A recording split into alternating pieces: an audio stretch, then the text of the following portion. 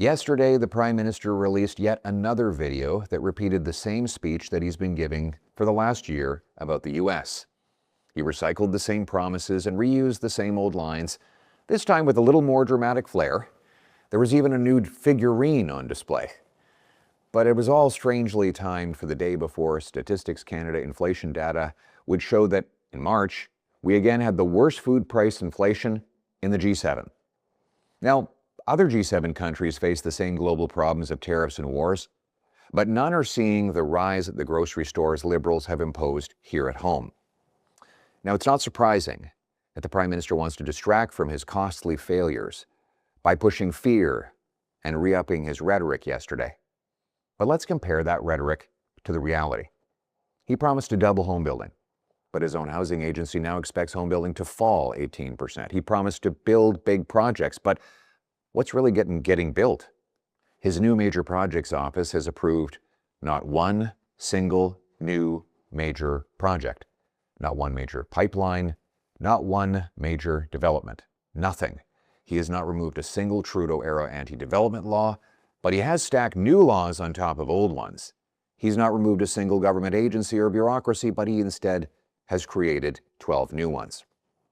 And speaking of the pipeline to the Pacific, that great symbol of our national energy sovereignty, after a year of Mark Carney's promise to do unprecedented speeds, the project has no route, no permit, no builder, no timeline to start building, and no end date to complete it.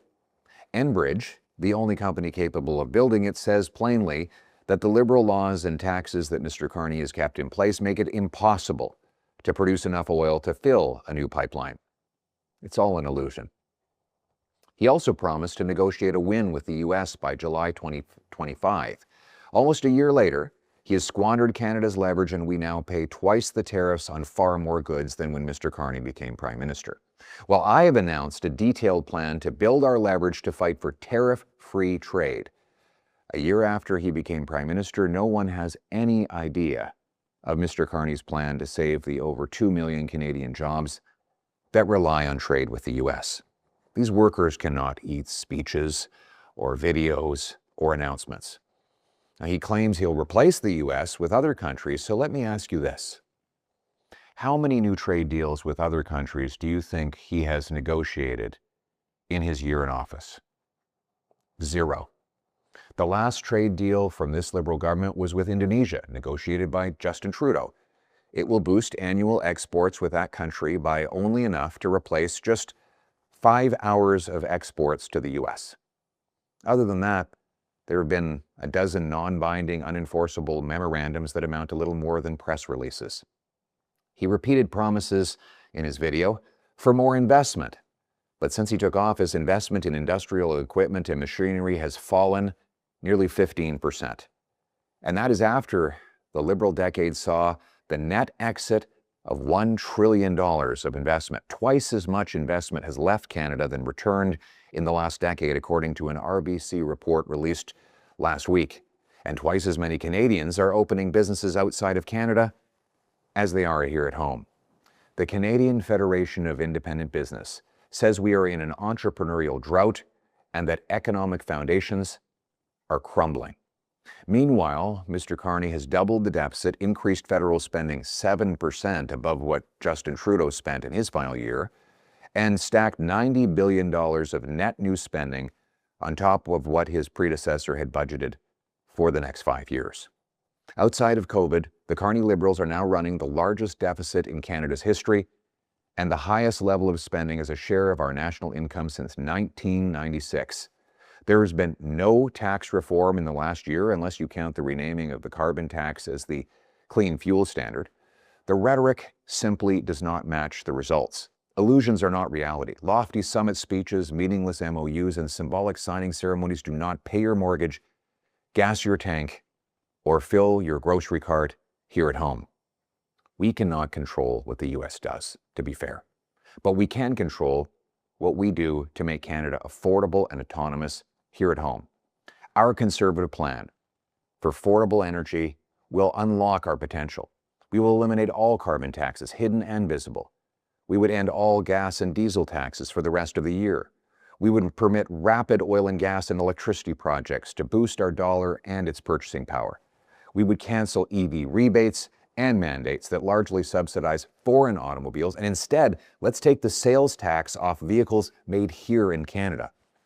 We must unblock the most tariff-proof industry of all, home building, by cutting red tape and taxes on construction. That will create tariff-proof jobs and restore home ownership to our youth.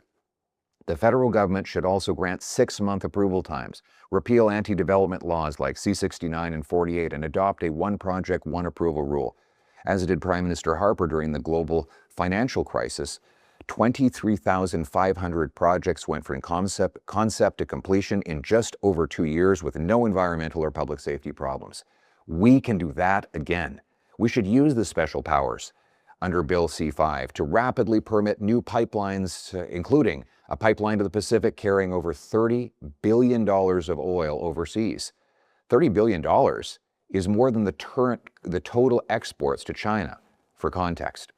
These measures will be bundled together as part of what we call the Canadian Sovereignty Act. When we unlock our resources, we must maximize their negotiating leverage. Guaranteed access to critical minerals is about more than economics. It's about power and security. Canada produces 10 of 12 NATO defense critical minerals. We also have one of the largest supplies of energy beneath our feet.